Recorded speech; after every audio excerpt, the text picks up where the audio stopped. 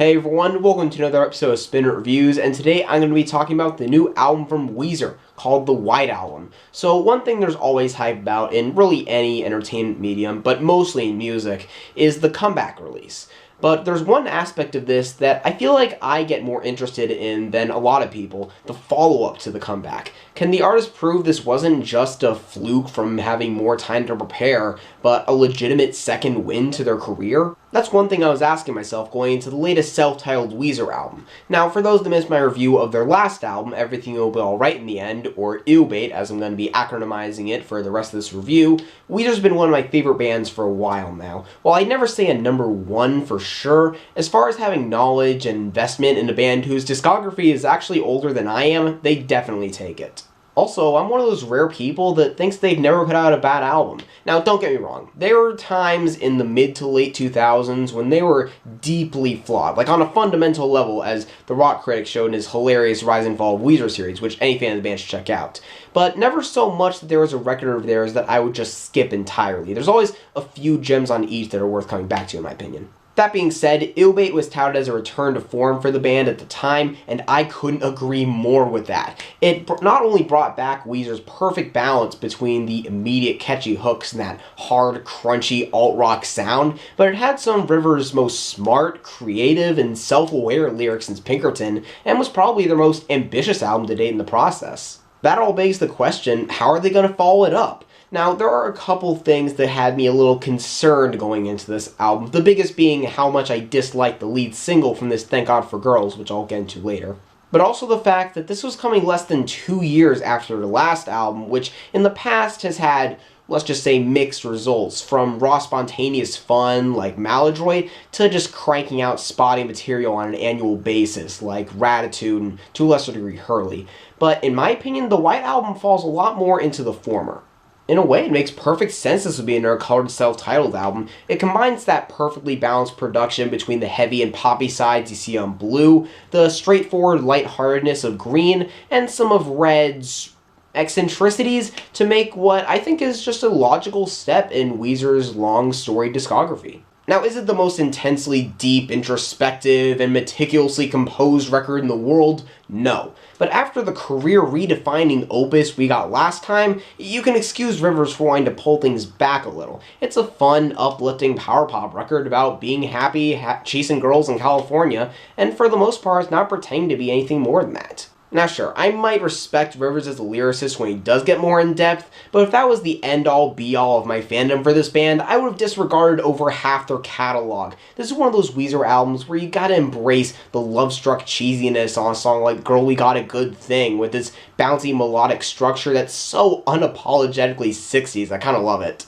One way he gets away with this is by mixing these more simplistic ideas with these oddball references and emotional quirks to give that little charming X factor. Take a song like Wind in Our Sail, for example, which takes that feeling awesome with someone anthem formula and packs it with these historical references from the myth of Sisyphus to the genetic research of Darwin and Mendel. I will say this can go a little too far, and now's when we gotta talk about Thank God for Girlz, where instead of expressing a universal idea in a fun, creative way, which is how this thing would normally work, he talks about dated gender roles and Tinder dates with the most unflattering wording possible, especially toward the end, including a bizarre fixation with cannolis that I don't think is nearly as funny as I think he thinks it is.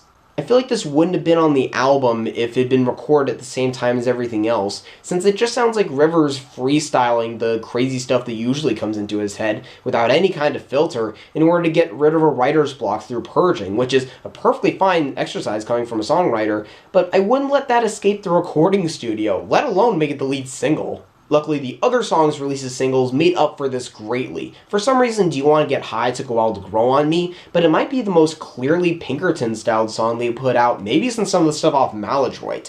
It's not sloppy per se, but the layers of dragging, wailing guitars perfectly complement that trippy, depressive picture of toxic drug habits. While this is definitely the dirtiest the album gets, out of the two 2015 singles, this one's easily more representative of the album as a whole.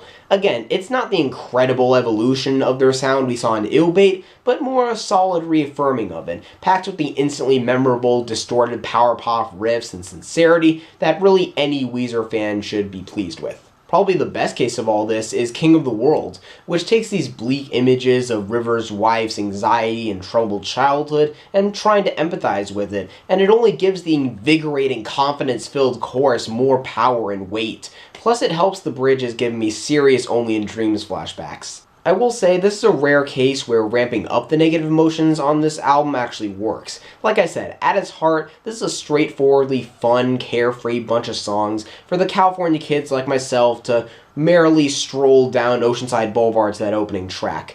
Where this occasionally becomes a double-edged sword is when it gets a little more, for lack of a better term, first world problem-y. Prime example being Jacked Up, aka the total antithesis of what worked about the other songs on this record. It's whiny as hell, the stiff piano and drum machine instrumental doesn't go anywhere, and as much as I like Rivers as a singer, that off-key falsetto is just not working at all. The last few tracks in general have hints of this scattered through it. However, it's very easy to overlook on a song as otherwise great as LA Girlz, which powers through on a 6/8 groove reminiscent of Holiday, and Rivers even channeling his inner Brian May on that guitar solo, or on Summer Lane and Drunk Dory, a sweet little relatable tale about regretting not following through on a summer fling, complete with a classy as hell Radiohead reference in the second verse. I guess what I'm saying with the White Album is that while it's not the most ambitious or forward-thinking or heart-wrenchingly heady album Weezer's put out to date, they've proven time and time again they don't need that to make a really enjoyable collection of tracks, so I'm going to give it a solid 8. It's really nice to see Weezer settling into this renaissance of their career. Don't blow it, Crush. So if you guys have heard this album, what do you think about it? Do you agree with what I had to say? Do you disagree? Have any feedback about the channel in general? Let me know in the comments down below. Share this around with anyone who might be interested. Like my Twitter page in the description down below. And hopefully I'll see you in the next episode of Spin It Reviews. Bye. Oh, and go to my gig if you're in the San Diego area next week, please. I'm trying to sell tickets and it's really hard. I ran out of friends. Bye.